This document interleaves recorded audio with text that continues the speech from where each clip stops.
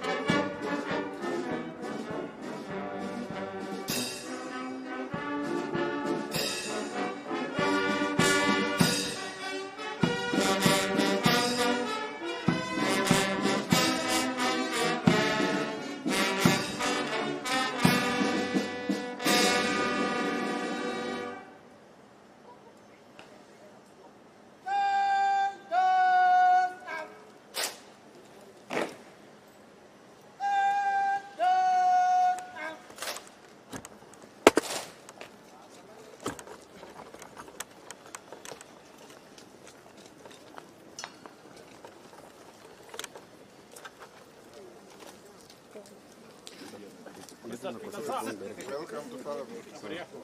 We should not fight. We are the same speaker.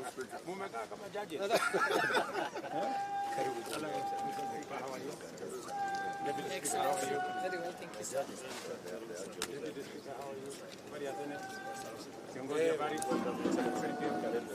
Kiongozi, how are you?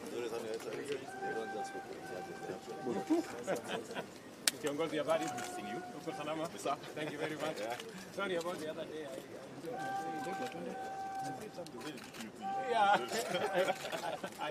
I went minority. How are you? Boni, habari yako? Uko salama? Mohamed, habari yako? Uko salama? Nyegenya, habari? Very good. Njoroge, how are you? Salama? Habari yako mungwana? You well? Hello, madam. Habari yako? How are you?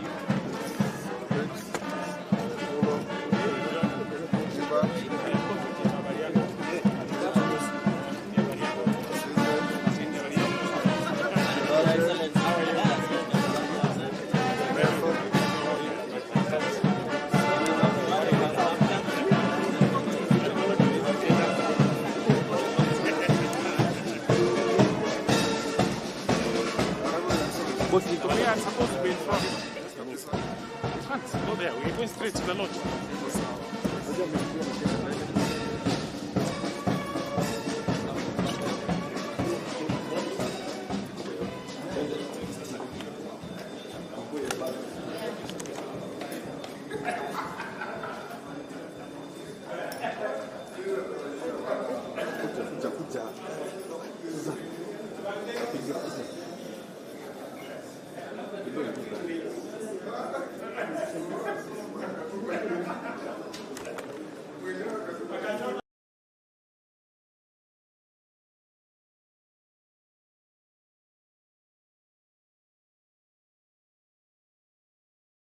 Are addressed.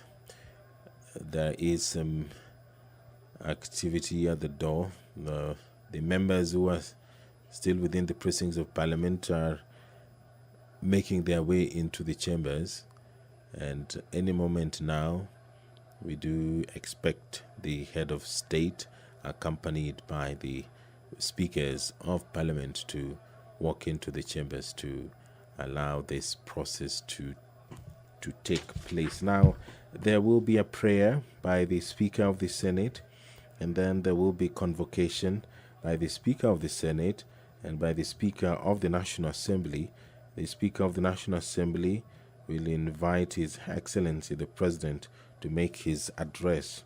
After, the head of state will address the House, and after that there will be an adjournment by the Speaker of the Senate and by the Speaker of the National Assembly. It is not the first time that this is happening. Kenyans have witnessed such occasions before, and what perhaps will vary is the content of that address. Every year, Kenya experiences unique challenges and unique types of progress, and that is what Kenyans are now waiting for, to hear what the head of state has to say regarding the state of this great nation. When he addressed this sitting in 2022, he committed and said that he was determined to ensure that Kenya's tax system is responsive to the needs of the economy.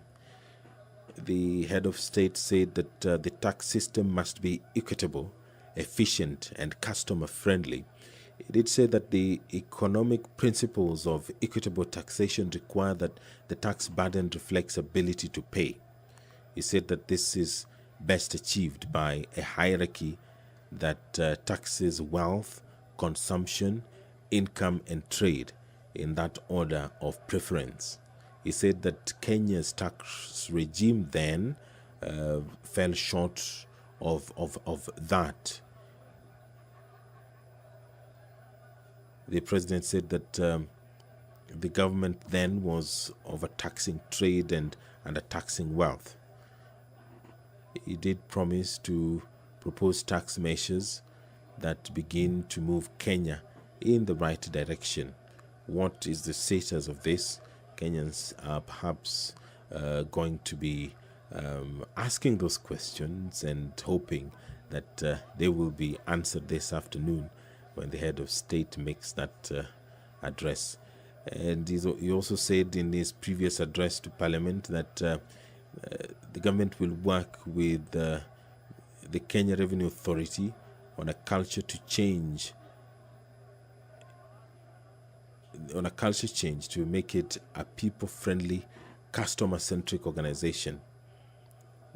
He was of the view that it should be renamed to the Kenya Revenue Service in line with the proposed transformation. What is the status of that? Kenyans are waiting for the president to address that, perhaps.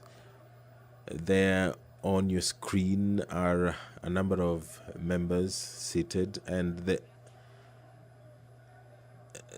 on your screen there is the corridor that is leading to the National Assembly chamber. On the wall on your right are the portraits of the former Speaker of the National Assembly, who is currently the Attorney General, Honorable Justin Muturi, and the far right is the current Speaker of the National Assembly, Honorable Moses Wetangula. On your screen is the Sergeant at Arms, followed by the maces. That is on the right, the mace of the National Assembly; on the left, the mace of the Senate carried there, and the clerk of the Senate, and followed by the President, accompanied by the Speakers of the National Assembly and the Senate. I will now hand you over for this live broadcast of this special sitting of Parliament. The bicameral House is sitting this afternoon for the State of the Nation address. My name is Edward Kabasa. Enjoy your viewing.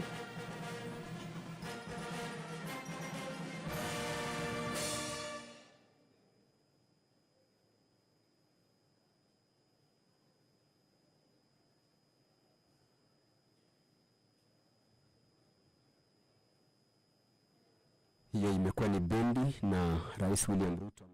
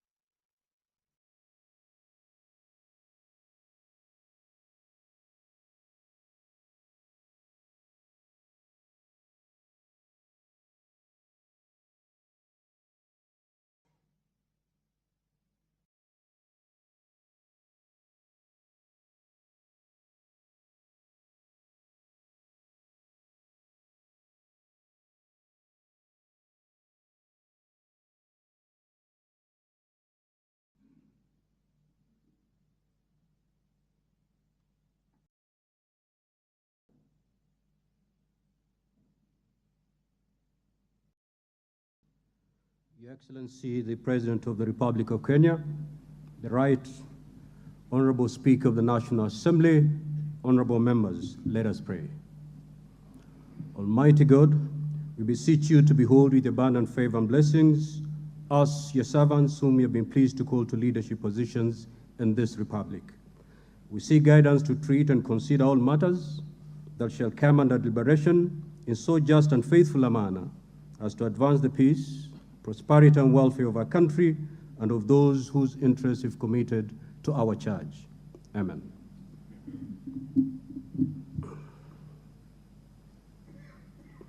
You may be seated.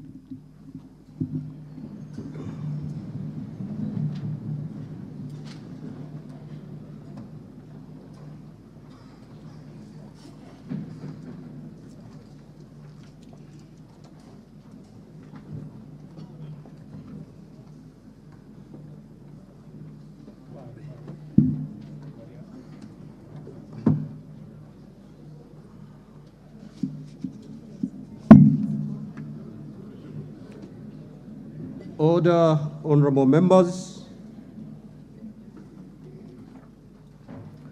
Your Excellency, the Honorable Dr. William Samoei Ruto, CGH, President of the Republic of Kenya and Commander-in-Chief of the Kenya Defense Forces, the Right Honorable Speaker of the National Assembly, the Honorable Moses Wetangula, AGH MP, honorable members of Parliament.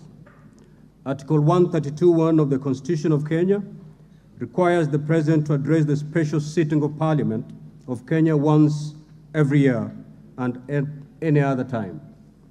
Further, Article 132(1)(c) requires the President to, among others, once every year, report in an address to the nation all the measures taken and the progress achieved in the realization of the national values set out in Article 10 of the Constitution. In addition, Article 240, subsection 7 of the Constitution requires the President, in his capacity as the chairperson of the National Security Council, to report to Parliament annually on the state of the security of the Republic. In this regard, therefore, pursuant to Article 132, 1B, and C1 and 2 of the Constitution, the Presidency, via the letter reference number OP/CAP.26/4A, Volume 2/52, informed the Speakers of the Houses of Parliament of the intention of His Excellency, the President, to deliver his address to Parliament.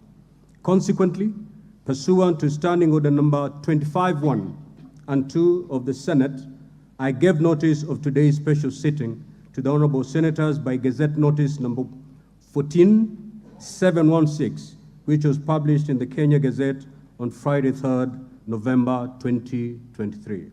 Accordingly, honorable members, this special sitting is properly convened. I thank you.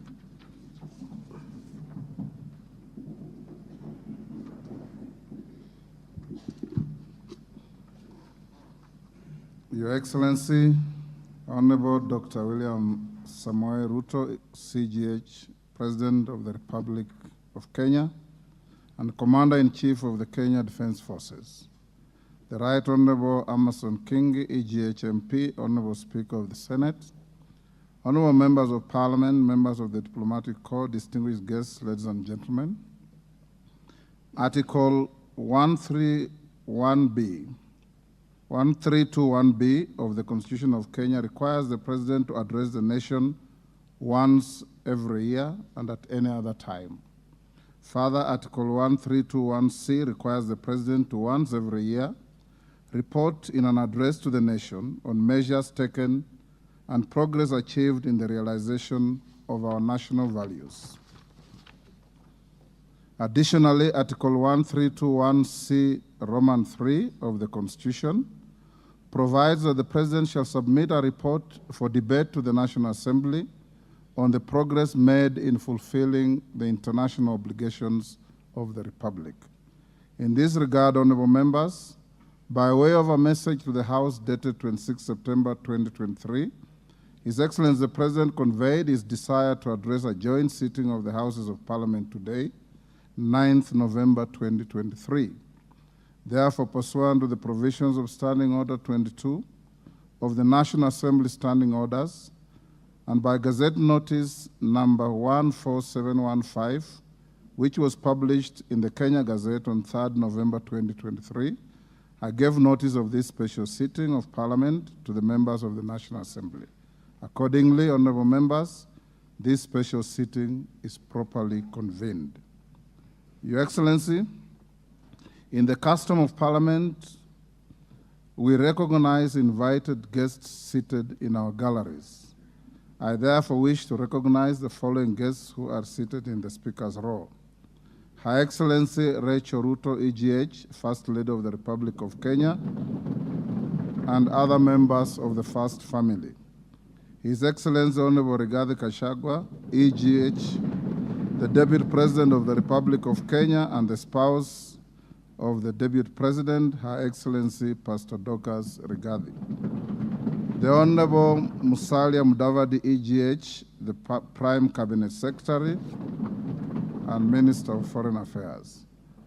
Your Excellency, honorable members, also present in the Speaker's row this afternoon are the Honorable Lady Justice Martha Koome, EGH, Chief Justice and President of the Supreme Court, Her Lady Justice Philomena Mbete Mwilu, MGH, Deputy Chief Justice and Vice President of the Supreme Court.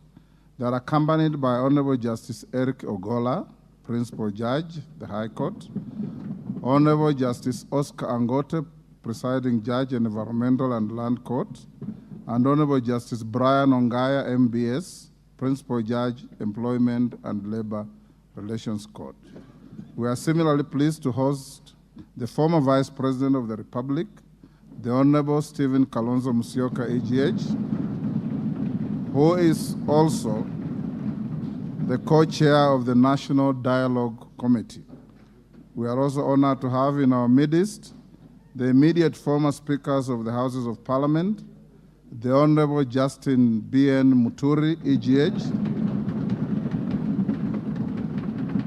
who is the current Attorney General of the Republic, and the Honorable Kenneth Lusaka, EGH, the Governor of Bungoma County. Your Excellency, allow me to also recognize the chairperson of the Council of Governors, who is also the Governor of Kirinyaga County, the Honorable Anne Waiguru, EGH, and the Honorable Johnson Sakaja, Governor of Nairobi City County. May I also accord special recognition to all Cabinet Secretaries present, Mr. Felix Kosgei, Chief of Staff and Head of Public Service, Principal Secretaries, members of the Diplomatic Corps, and heads of constitutional commissions and independent offices present in Parliament today. Your Excellency, I wish to make a special mention of the Chief of the Kenya Defense Forces, General Francis Ogola, and the respective service commanders, the Inspector General of Police, and other leaders of our disciplined forces who are seated at the Speaker's row.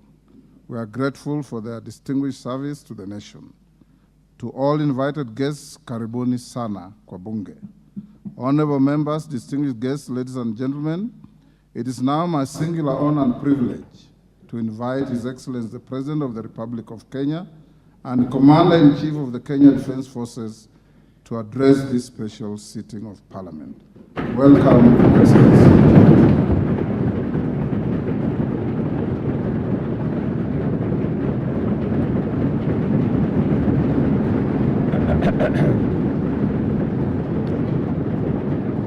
Thank you very much.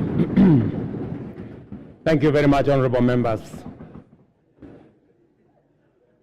I arise before this distinguished assembly of the democratically elected representatives of the people of Kenya to discharge my constitutional function under Article 132(1)(c). The occasion requires me to give an account to the people of Kenya, the measures taken by their government under my leadership, and to give full expression and effect to the soul of our constitutional dispensation by implementing the national values and principles of governance set out in Article 10 of our Constitution. I have a substantial report to give on the progress made in fulfilling this solemn covenant, and that the journey of transforming Kenya for the benefit of present and future generations is fully underway. Its positive effect have also begun to bear fruit across many sectors of our national endeavor, from the grassroots all the way to this capital of Nairobi.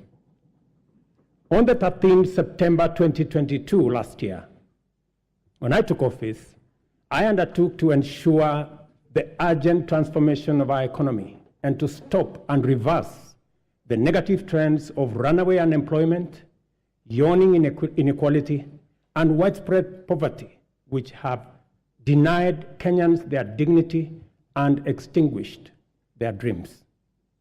The mass appeal of the bottom-up economic transformation agenda was due in large part to the fact that its development and articulation, as well as its content and implementation strategy, represented our national values in action.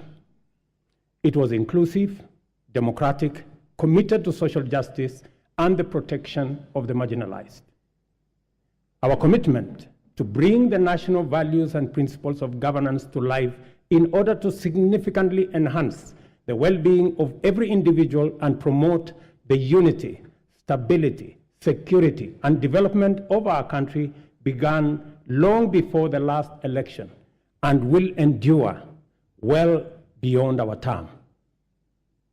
It has been my manifest intention to live up to all the commitments set out in the plan, and despite enormous challenges and tremendous difficulties, we have made encouraging progress in a positive direction.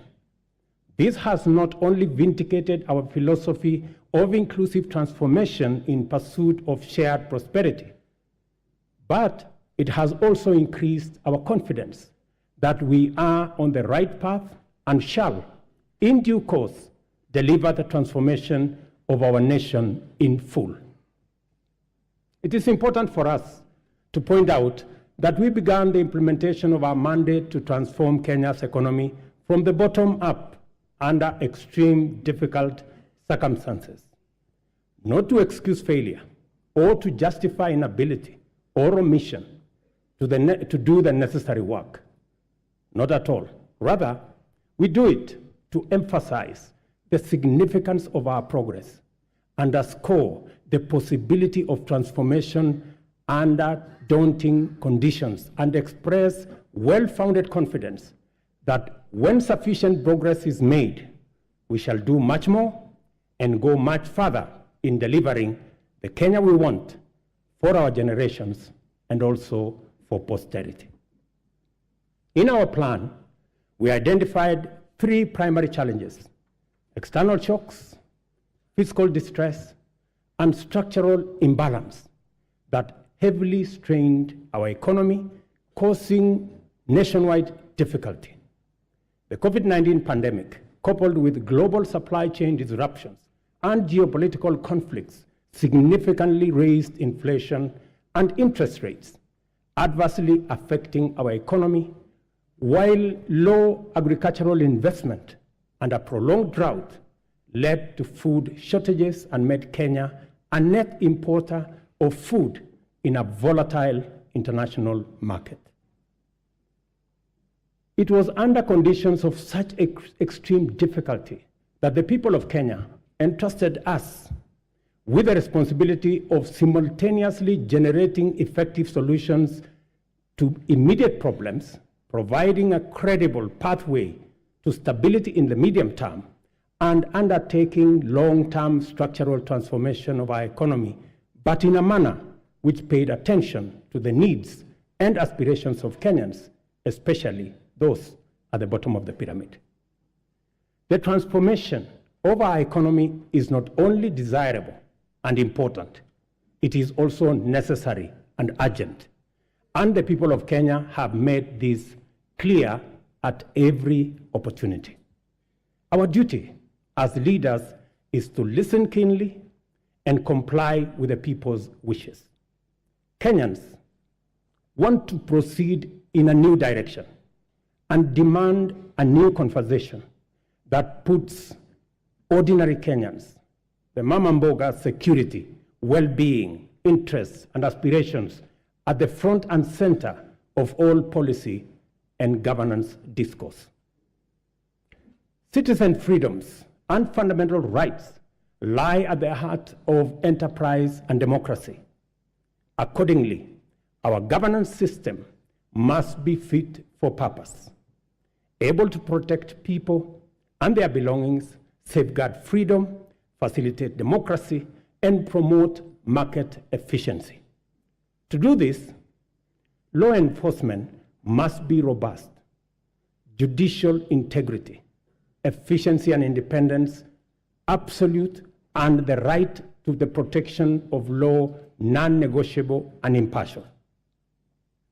Our police service and other actors in the justice, law, and order chain, including the judiciary, must therefore be professional, independent, impartial, effective, and inspired by national values and principles of governance. In keeping with our promise to the people of Kenya, I signed important instruments on my first day on duty. Among them, the delayed appointments of 6 judges to the Court of Appeal as recommended by the Judicial Service Commission. Enhanced allocation through this House to the judiciary by 3 billion Kenya shillings.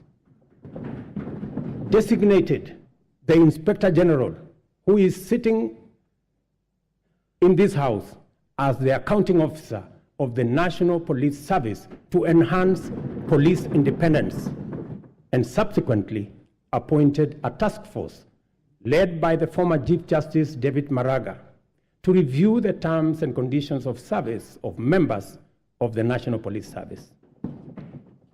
This was necessary, members, so that we can cement our place as a nation on the firm foundation of the rule of law. Together with the people of Kenya, we have changed everything. We have transformed the national political conversation from personalities to issues, from regional or ethnic largesse to opportunities for all our young people, from divisions to inclusion, and from status quo to the bottom-up economic transformation for shared prosperity. To date, Kenyans remain fully seized of the agenda, engaging vigorously and with unrelenting focus on expanding agricultural productivity to deal with the cost of living, affordable housing to create enterprise, jobs, and dignified dwellings, universal health coverage for a healthy, productive nation, and digital transformation to create e-commerce, create jobs, and make government efficient, effective, and accessible, especially government services. Also, fintechs, including the Hustler Fund, have benefited from the space around technology and the digital transformation. By virtue of the internal coherence of our constitutional dispensation, national values and principles of governance set out core directive precepts whose observance imbues every decision and action with implicit constitutionality. To the extent that our plan is aligned with Article 43, the implementation of the bottom-up economic transformation agenda is a program to intensify the actualization of national values with a special focus on citizens at the bottom of the pyramid. From the first day in office, we have worked hard every day to move our agenda forward amid many challenges to forge a path in the direction of progress. This is the essence of our commitment to make progress despite challenges and move forward by overcoming great obstacles. We must never be defined by our problems, and Kenya's destiny cannot be derailed by our challenges. Honorable members, the cost of living is not an abstract phenomenon. It is a reality experienced by households, which can be addressed through practical action and effective measures. One of the most salient interventions in addressing the high cost of living is the strategy to support agricultural production throughout the sector, ranging from food and cash crops as well as livestock value chains. I am committed to put the shame of hunger behind us once and for all. We rolled out a countrywide farmer registration and fertilizer subsidy program that has made available 5.5 million bags to farmers across Kenya. We have progressively reduced the cost of fertilizer from 6,500 to 2,500, increased maize acreage under production by an extra 200,000 acres this year, and enhanced maize production by an additional 18 million bags this year. As a result of these interventions, today, a 2-kilogram packet of maize flour is selling at a low of 145 and a high of 175, depending on the brand you buy, down from 250 shillings a few months ago. The famous gorogoro of maize is selling at between 60 and 75. Honorable members, you know how much it costed a few months ago. We have also established 22 new fish landing sites in 9 counties in Nyanza and the Coast region. We have funded and organized beach management units into cooperatives, set up 2 hatcheries in Kabonyo in Kisumu County and in Shimoni in Kwale County. And we are in the process of completing Liwatoni fish processing plant in Mombasa by end of next month, and Shimoni Fish Port by the end of next year. Again, to bring our blue economy resources into the realm of food production. To achieve efficiency, transparency, and accuracy in fertilizer distribution, we enrolled farmers on a digital register with accurate details of the location and acreage of their agricultural land holdings. This database enabled us to implement an e-voucher system through which farmers receive their fertilizer consignments for planting and top dressing of maize, tea, coffee, rice, potatoes, cotton, edible oils, sugarcane across the country. Our farmers are the best people to speak about the success of the fertilizer program. Yesterday, I spoke to several farmers in different parts of the country.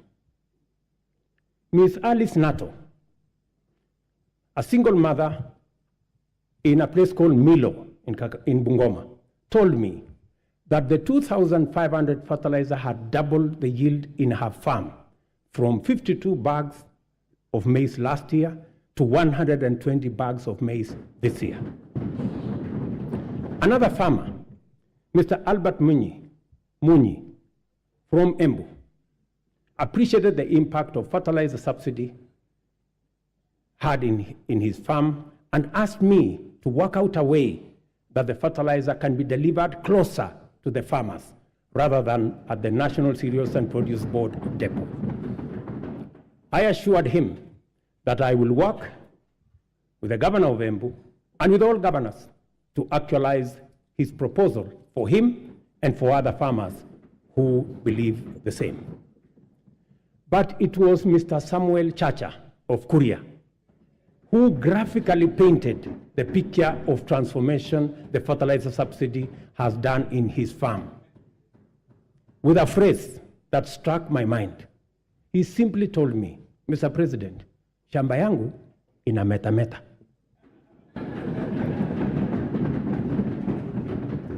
Further, we have made adequate arrangements, including investment in necessary infrastructure to facilitate post-harvest management and to prevent post-harvest losses.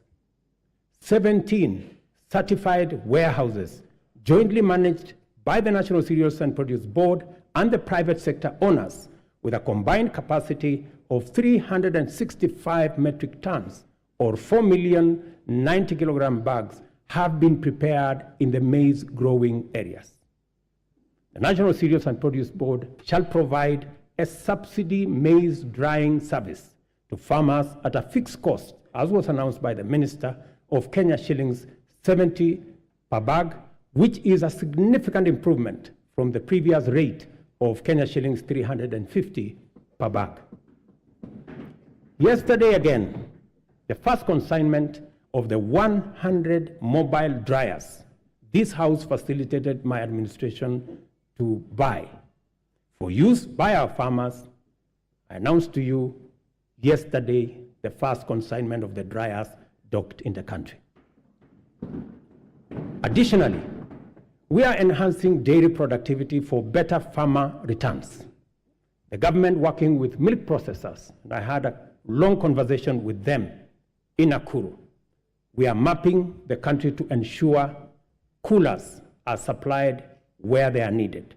Soon, farmers will be paid based on milk quality, boosting incomes, and they can also enjoy global market access.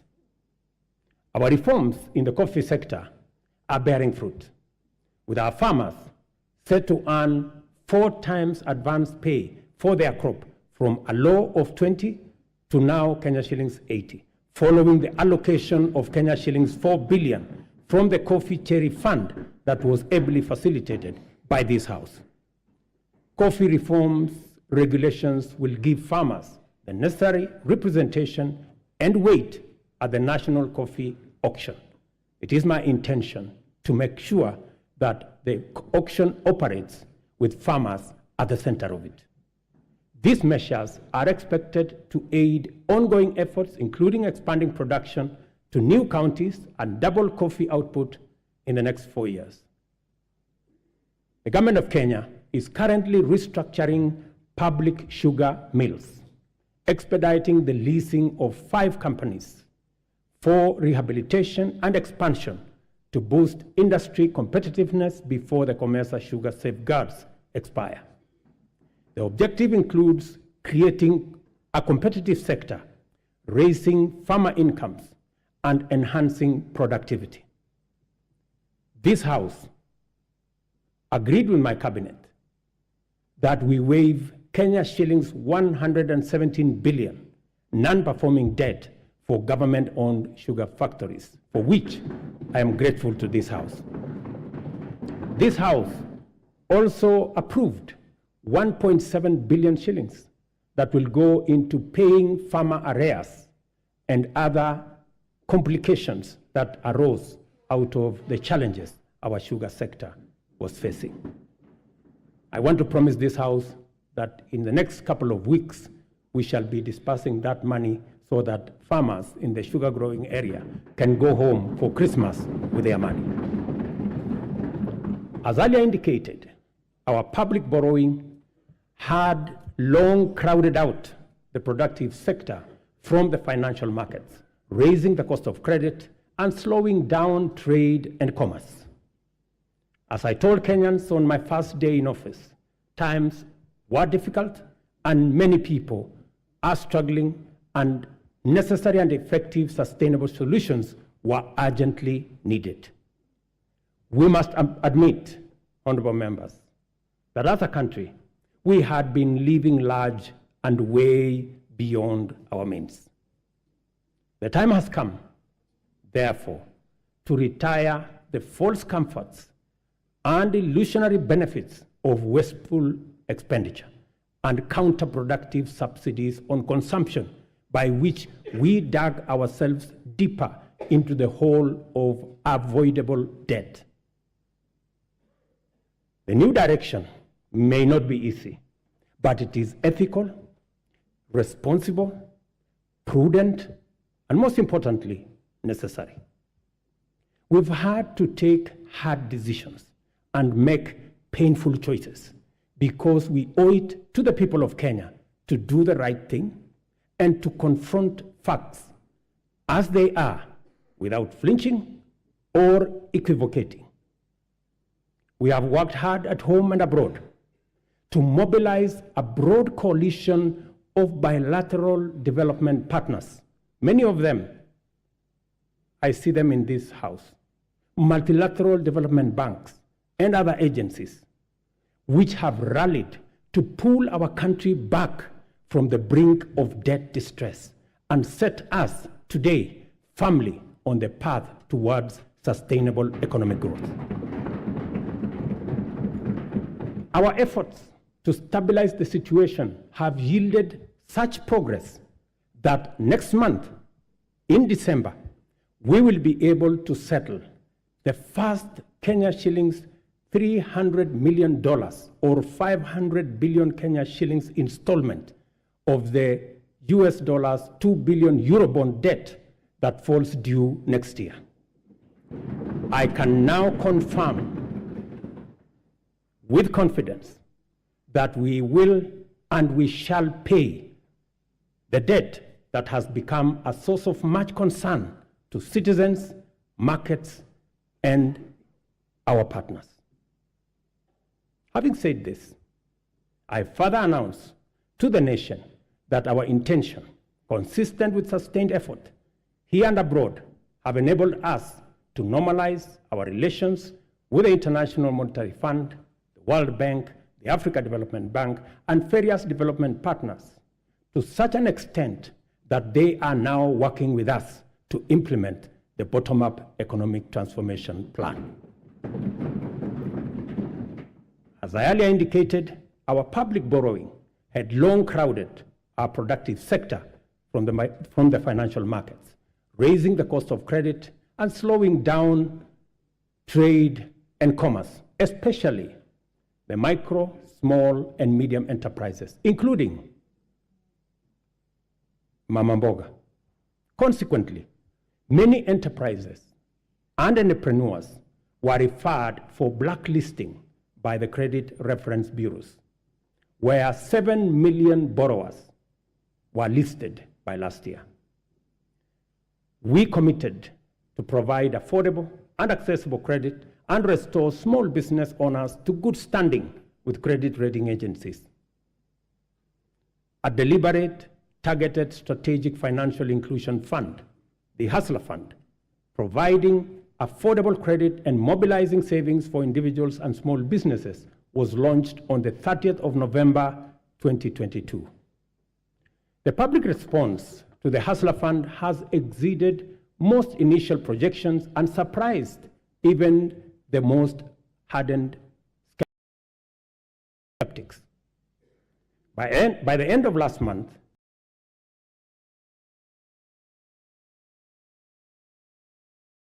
the fund had disbursed Kenya shillings 36.6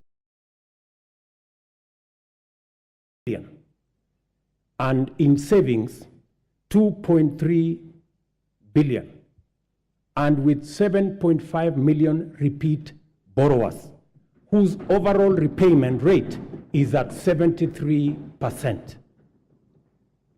The top borrower of the fund has so far accessed Kenya shillings 4.5 million in 816 transactions, while the top voluntary saver is at 631,491. In the intervening period, the Hustler Fund has also launched a group product which has attracted 50,000 active groups to the platform, and of which 20,000 have received 151 million Kenya shillings. The Hustler Fund has provided us not only the huge pent-up demand for affordable credit, but also the readiness of Kenyans to express or to embrace credit and savings and to pay their loans on time with minimum prompting. The notion that Kenyans are not creditworthy or are high-risk borrowers is nothing more than an unjust financial profiling, which has, in many instances, become a needless, self-fulfilling prophecy. Yesterday, when I called Harrison Karisa Kenga, a tuk-tuk operator in Mombasa, who has accessed 714,000 from the Hustler Fund, he suggested to me to find a way to have the fund provide asset financing so that he can buy for himself a tuk-tuk because the one he had was not his. I assured him that during my address today, I would ask the ministry responsible to respond to him. Consequently, I hereby direct the Ministry of Cooperatives and MSMEs to expeditiously engage Mr. Kenga. I will give you his telephone number. The impact of the Hustler Fund is summarized by a story of a Mr. Sospita Ondiek from Kisii. I suggest that the Kenyan film industry should look for him so that he can tell you his full story. Mr. Ondiek has a plumbing and tiling business in Kisii. And through the Hustler Fund, he has accessed 1.7 million in the many transactions he has undertaken to enhance our savings that have consistently been among the lowest globally, and to correct the delayed transformation of our social security architecture. Fundamental reforms are underway in our savings and social security space. As promised, we committed to take deliberate measures to foster a strong culture of savings amongst Kenyans and enable them mobilize resources for investment and development of intergenerational capital to eliminate old age poverty and to ensure comfort in retirement. Until recently, the rate of Kenya's public pension saving stood at 1.4 billion shillings a month, which is the lowest in our region at only 12.5% of our GDP. As a result of our initial interventions, the savings situation in Kenya is changing for the better. Contributions, honorable members, to the National Security Fund have grown from 1.4 billion shillings in January to 6.5 billion shillings every month, this month. The implication of this growth in our national savings is that it will significantly consolidate our nation's ability to invest in development using domestic resources as opposed to us going to borrow other people's money when they save. Honorable members, majority of Kenyans live in their own rural homes, even though many experience land and settlement challenges, including landlessness, insecure land tenure, and perennial squatter problems. Acute housing challenges are principally an urban phenomenon, and they present a serious threat to health and safety, as well as dignity of people, particularly low-income earners. The proliferation of slums in our urban areas indicate the extent of this serious problem and the urgency with which it must be addressed to enable Kenyans have greater choice in leading dignified, safe, and healthy lives affordably. Low supply of affordable housing units in Kenya is acute, making rent a huge component of the cost of living for many households. The increase in affordable housing units is a strategic intervention to not only supply affordable dwellings for Kenyans, but also as a means to reduce the cost of living. 3 categories of houses will be supplied by this program: social housing, affordable housing, and for the rest, market rate housing. Interest on financing is where we intend to make the big difference. Interest at the moment, as all of us know in this house, is at almost 18%. But under this program, all interest should be or will be at single digit. For social housing, the interest will be at 3%. You know, honorable members, that we all get 3%. So even the people in the social space, they also deserve to get 3%. Those in the affordable housing space will get 6% and 9% for the people in the market category. The affordable housing program has received tremendous support from county governments across Kenya. And I want to thank governors, and I know the chair of the Council of Governors is here, through her, all governors who have worked with us to make sure that this program becomes a reality. The construction of 46,792 units in various parts of Kenya is already underway, while another 40,000 are ready to commence in a couple of weeks. 50,000 Kenyans are working. People who were previously unemployed, they are now engaged directly and indirectly in this enterprise. And the numbers will significantly increase as the projects move into the next phase and as we roll out many more units.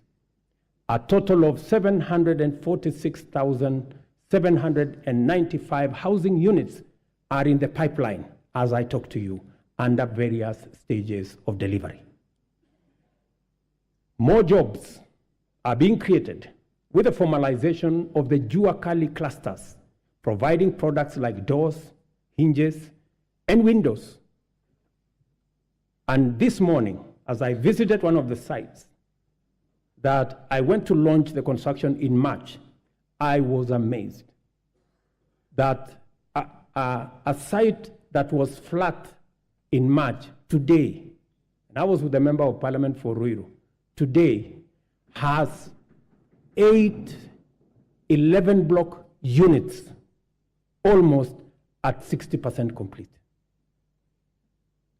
And I also met the Jua Kali cluster for Ruto, and they have been given a contract of 140 million to be able to supply doors and windows.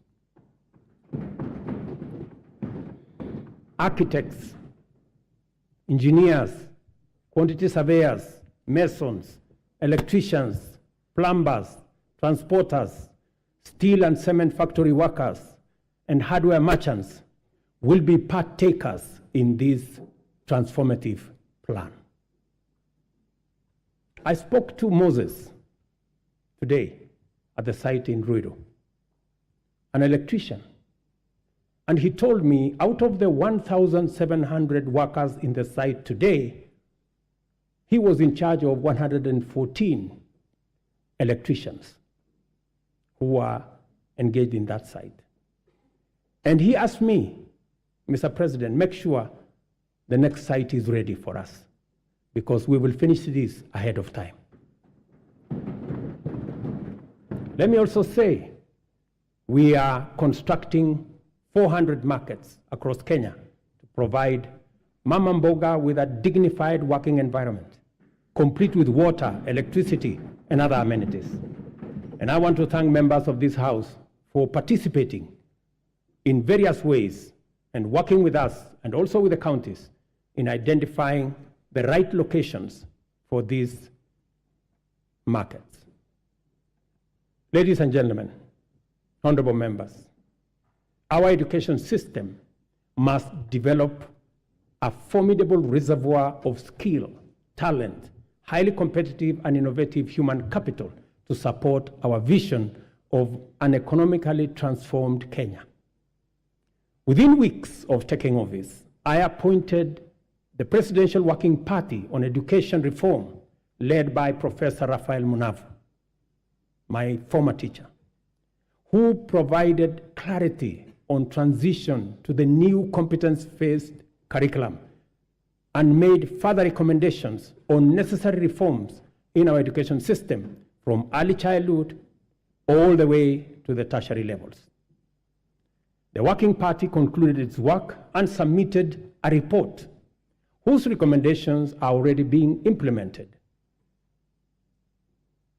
The urgent and vexing question of transition to junior school has been settled, and the Kenya Primary School Education Assessment will be used for the exclusive purpose of monitoring learners' progress and not for placement in any grade. In keeping with our commitment, 56,750 new teachers have been employed.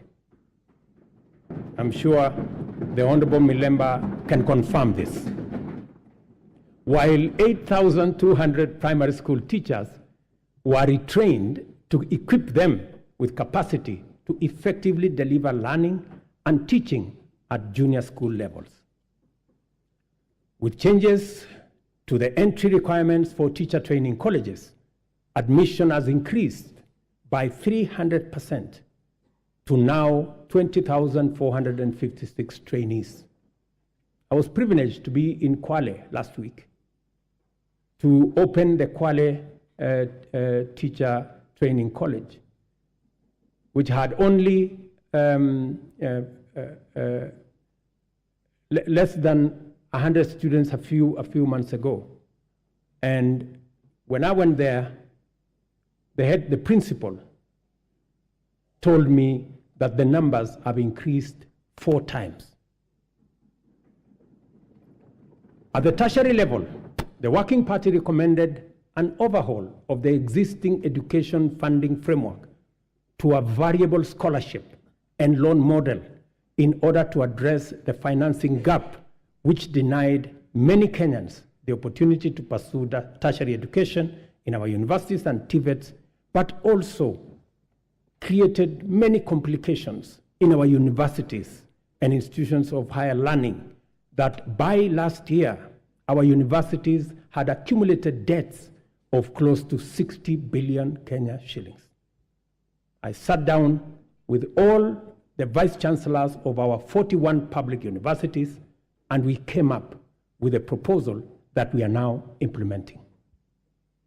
The new model for financial support is student-centered and deploys a rigorous, impartial means testing instrument to establish the level of need of every student, which then becomes the primary consideration in allocating scholarships and loans. To fully democratize our education system and make higher education accessible and affordable to all, we have also chartered the Open University of Kenya, following requisite cabinet and parliamentary approvals. I want to thank this House for expediting the Open University Charter that had been in the works for the last 10 years. I also want to announce to you that the first 1,000 students will report next month. In the course of consulting Kenyans from all walks of life during the formulation of the bottom-up economic transformation agenda, the foundational contribution of health to citizen well-being and the role of costs in driving up poverty were identified as chronic. The implications are very clear, and we cannot afford to delay the delivery of universal health care anymore. Consequently, we have instituted radical reforms in the provision of healthcare services in Kenya, including the enactment of 4 new laws that will anchor the implementation of this bottom-up approach to healthcare.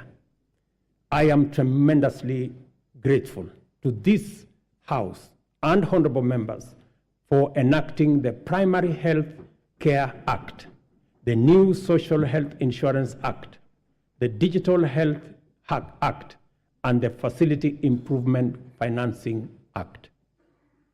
These laws, honorable members, will usher in and guarantee a new era in the provision of healthcare, covering all essential services from preventive, promotive, curative, palliative, and rehabilitative services, guaranteeing every Kenyan access to comprehensive and quality healthcare. Under Afya Nyumbani, we have scaled up our investment in healthcare workforce, employing 20,000 new healthcare workers, deploying 8,429 workers whose contracts had lapsed, and enrolling 3,394 interns across the country to increase the availability of human capital in our public health sector. Working with county governments, and I'm again grateful to them, we have taken measures to resolve the perennial challenge of human resource management in the health sector, occasioning strikes, by establishing the Kenya Health Human Resource Advisory Council, which will be a trusted mediator between government at both levels and our health sector workers. Further, under the Afya Nyumbani model, we identified preventive care as an essential pillar of healthcare service delivery because it enables Kenyans to manage their conditions early enough before they cause serious harm in their well-being and productivity. Community health promotion is our bottom-up intervention to deliver preventive and promotive health solutions at the grassroots by deploying community health promoters to visit Kenyans at their homes, provide basic diagnosis for common conditions, and refer cases to appropriate medical facilities. Together with all the 47 counties, and again, I am grateful to the governors, we have deployed 100,000 community health promoters fully equipped with the necessary kits and an electronic community health information system. In the last 1 month, CHPs have attended to 1.2 million households, just in the last 1 month. I spoke on phone to Mr. Masood Dirie, a community health promoter in Garissa, yesterday, who told me he has been a community health promoter, health volunteer since 2011. Unlike before, now he has a full medical kit and has used it to confirm that 7 people in his locality had high blood pressure. In a twist of fate, he tested himself and discovered that he too had high blood pressure. That's what he told me. And so, apart from referring others, he also had to make way to the hospital. Mr. Obembi Ogutu of Homa Bay told me that the program now makes primary health care a paperless engagement, saying it had started to reduce queues in hospitals. Through the Facility Improvement Financing Act 2023, we have established a framework that confers financial autonomy to health facilities, enabling them to retain funds generated with a mandate to improve facilities, capacity, and to provide healthcare services within that locality. In addition, the Kenya Medical Supplies Agency, as part of many radical reforms, will now deploy ICT to manage supply chains of essential health products and commodities. As a result of this small intervention, KEMSA has improved its stocking rate from 40% to 60% in the last 5 months. And we are now targeting 80% by March next year. As is becoming clear, we cannot hope anymore to deliver services to Kenyans in their millions across the country with any measure of efficiency, integrity, transparency, and accountability without ICT. From education and health to agriculture and financial inclusion, digital technologies reign supreme in transforming service delivery, governance improvements, and catalyzing efficiency throughout the economy. We have commenced the rollout of 100,000 kilometers of the last mile fiber optic connectivity to make reliable high-speed internet available throughout Kenya, along with 25,000 free Wi-Fi hotspots in all market centers. The rollout, and I was given a statistics by the end of this year, the first 2,200 will be rolled out, and another 1,450 ICT hubs in every ward.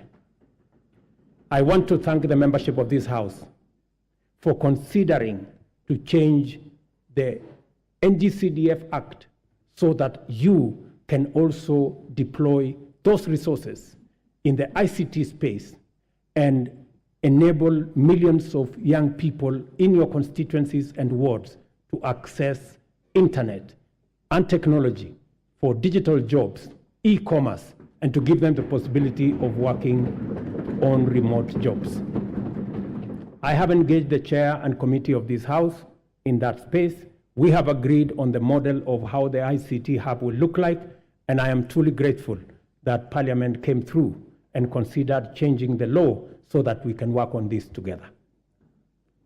We have expanded digital provision of public services to encompass 13,000 services to date, and it is my commitment to ensure full digitization by the end of next month.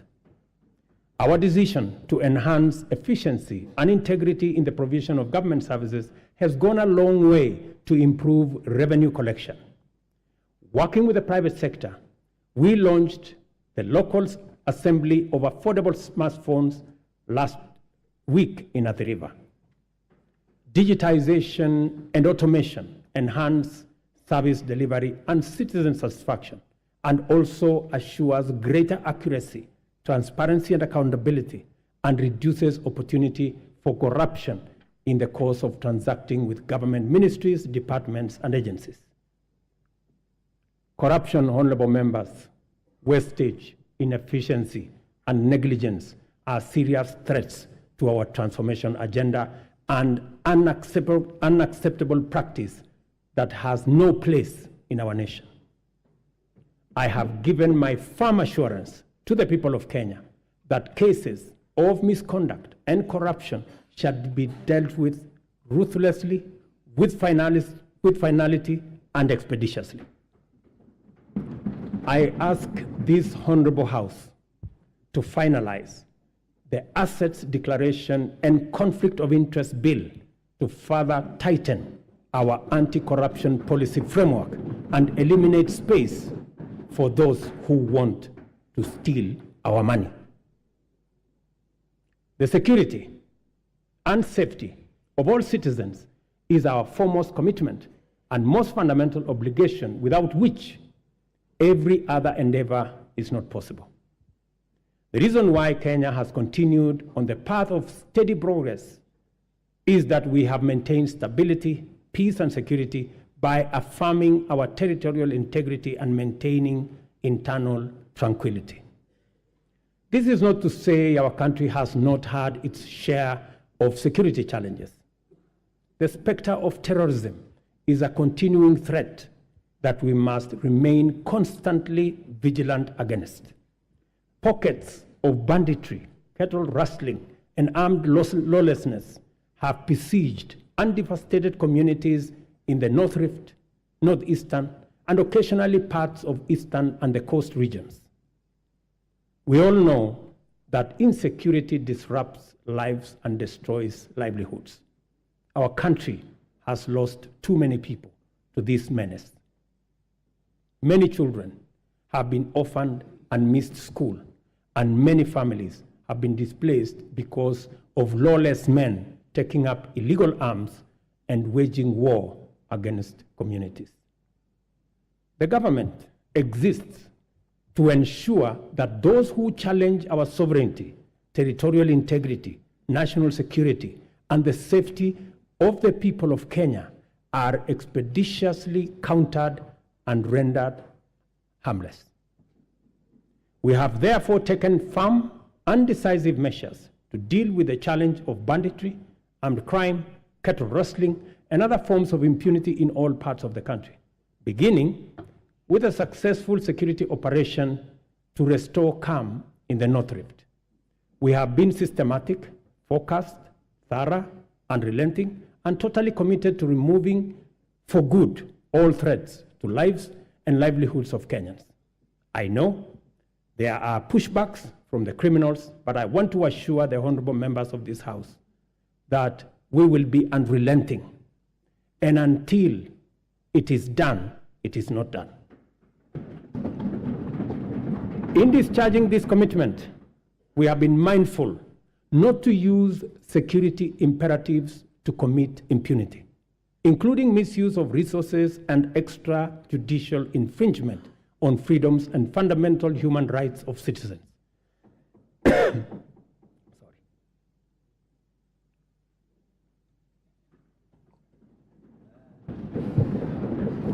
Sorry. We are conscious to provide security as a public service for the benefit of law-abiding citizens and as a guarantor of economic growth. Therefore, our security services have been committed to a citizen-centric, rights-focused, inclusive, and community-based security strategy. I am therefore quite clear that there exists no tension between the effective delivery of security services and the upholding of human rights and fundamental freedoms.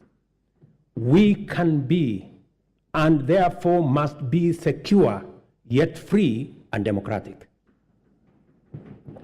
In order to entrench our all-of-society coalition, we have resolved to enhance diversity and inclusion by expanding enrollment in the National Youth Service as an agency to capture young people at the bottom of the pyramid. Consequently, we are doubling enrollment to 40,000 yearly in the National Youth Service and have made it absolutely mandatory that every village, center, town, and city in Kenya is properly represented in the recruitment.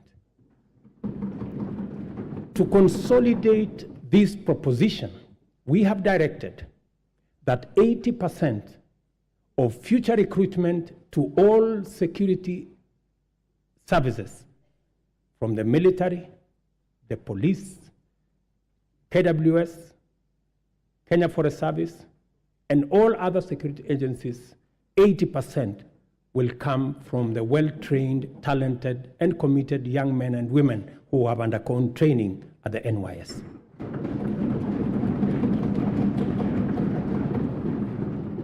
Kenya finds itself continuously summoned to its duty of care to serve as a reliable anchor to our region's security, peace, and stability. We continue to answer our historic, moral, and strategic responsibilities to deploy our resources in solidarity with our region in general and our immediate neighborhood in particular. To prevent the imminent collapse of Goma in eastern DRC, which we have had would have had serious consequences for the wider East African region, we deployed our troops under the East African Community Regional Force. We have continued to anchor the fight against Al-Shabaab in Somalia under the Africa Union Transition Mission in Somalia. The Kenya Defense Forces continues to make Kenya proud, and I salute them. It is our firm position that only a democratically accountable system that is sensitive and responsive to the adverse and diverse composition of Sudan can secure that country.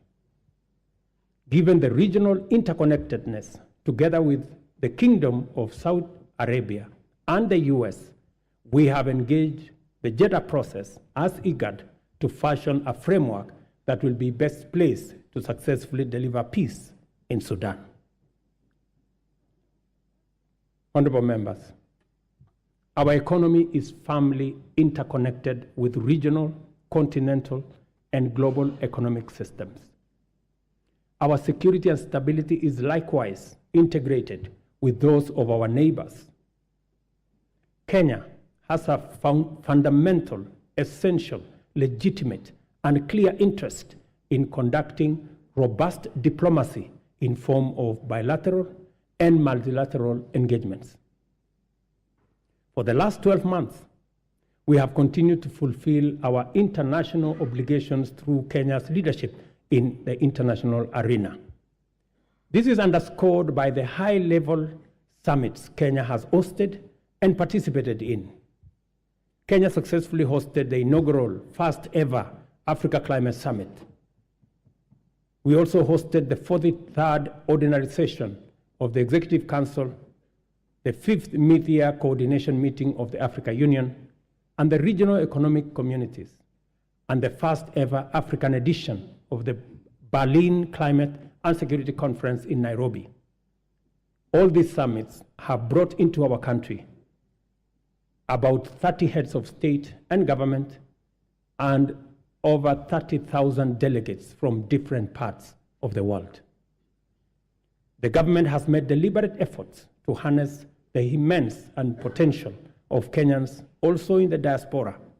Indeed, I established the State Department of Diaspora in the Ministry of Foreign Affairs so that they can fully participate in the affairs of our motherland. I have committed to work collaboratively, consultatively, and collectively with the counties and all Kenyans to uphold our cherished national values as human dignity, equity, social justice, national unity, inclusiveness, integrity, good governance, transparency, and accountability. I encourage all honorable members and indeed all Kenyans to embrace an open mindset in regard to national strategic interests and to leverage on our rich heritage and diversity. One of the greatest strengths of our country is our capacity to devise bold, unprecedented solutions to our threats and challenges, create imaginative strategies to avert danger, and chart new paths to deliver us from adversity. There is no doubt that our nation has been confronted with immense pressure emanating from political misunderstandings sometimes and electoral disagreements. And it is because we have a robust democracy, which we are very proud of. Such pressure can disrupt lives and livelihoods and undermine our economy. Thankfully, Kenyans always find the moral strength and political imagination to reach across the political divide and engage in dialogue in the spirit of goodwill, fraternity, and commitment to the national interest and the welfare of the nation. It would be, honorable members, remiss of me not to mention the ongoing bipartisan process of national dialogue that has enabled our leaders to find common ground on many of the issues whose resolution will accelerate our transformation, deepen our democracy, and enhance national unity. Specifically, I thank the two co-chairs, my good brother, Stephen Kalonzo Musyoka, our former president, and the leader of majority in the House, Kimani Ichung'wah, for doing a wonderful job. Congratulations, gentlemen. I salute the courage and patriotism of my fellow leaders who have embraced national dialogue and engage and encourage all of us to keep up the noble work of bringing Kenyans together. There is so much to report about the progress we have made in serving the people of Kenya and transforming our economy. I have provided only a summarized highlight of the most salient instances of transformational progress in my address. It is my pleasant duty to hand to the speakers of the Houses of Parliament the three reports in full as follows. The 10th annual report on measures taken and progress made in the realization of the national values and principles of governance. The 10th annual report on progress made in fulfilling the international obligations of the Republic of Kenya. Number 3, the 10th annual report on the state of national security. I will not hesitate to acknowledge with profound humility that a lot of the successes we have achieved in delivering the bottom-up economic transformation agenda was due to the patriotic support and solidarity from members of this House, both in the Senate and the National Assembly. We are fortunate to be attempting this ambitious historic project of radical change in a bipartisan era when dialogue, consensus, collaboration, and partnership have replaced dissent, contention, conflict, and disarray as the operating principles of political discourse.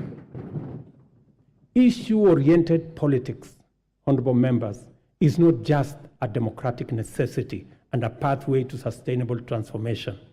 It is the most effective way of mobilizing diversity for collective national good. As the world reels from the destructive assaults on democracy and the relentless subversion of human dignity, freedom reigns supreme in our land, and our democracy grows deeper and more robust by the day. Our collective resolve as a nation to further entrench constitutionalism, democracy, good governance is a unique quality, confers on us an incomparable advantage, the power to face the future without fear, to imagine a transformation that extends to posterity and envisions prosperity that benefits our children's offsprings and beyond. As long as we put the welfare of the people of Kenya as our central agenda and play our respective roles in ensuring that government is effective and accountable, efficient and transparent, Kenya's best fortunes are well within our reach. I am persuaded, honorable members, beyond any reasonable doubt, that we shall achieve transformation beyond our wildest dreams within this generation. As a leadership and as a people, we have a historic opportunity to preside over the greatest transformation and progress ever witnessed in our nation. Kenya is a nation of brave, hardworking, enterprising people who are determined to prevail in the struggle for economic freedom and win the race for prosperity. In a nation like ours, great deeds will be accomplished whenever and wherever opportunity exists. This is why the hard work we have done is already showing the promise of abundant fruit. We have laid a firm foundation for rapid development, and Kenya is no longer on the marks. The state of our nation at this moment in time is prepared, all set, and ready to go. I thank you, God bless you, and God bless Kenya. Thank you very much.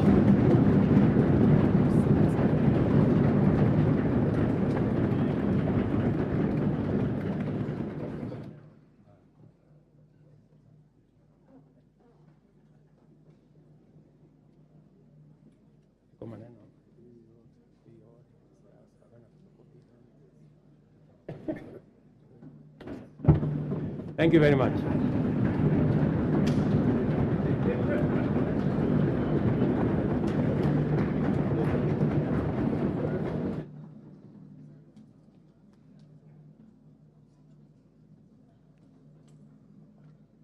Honorable members, please be upstanding.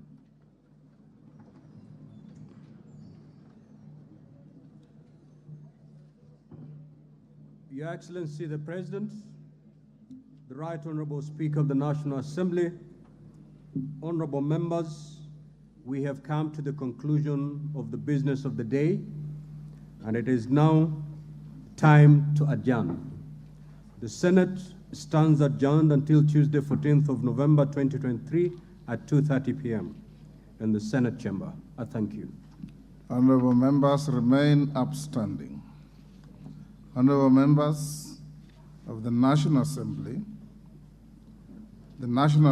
now stands adjourned until Tuesday, 14th November 2023 at 2:30 p.m.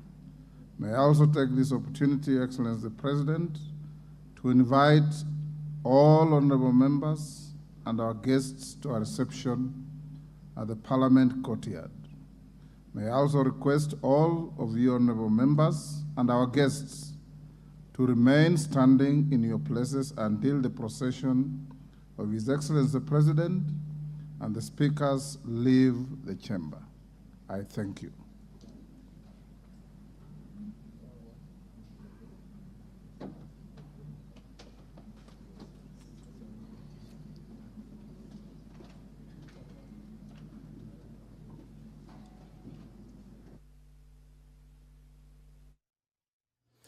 You have been watching a special coverage of the proceedings of Parliament of Kenya, a joint sitting of the National Assembly and the Senate, where the President of the Republic of Kenya, Dr. William Samoei Ruto, has issued the State of the Nation address. This live broadcast has been brought to you by the Parliamentary Broadcasting Unit in conjunction with the Kenya Broadcasting Corporation.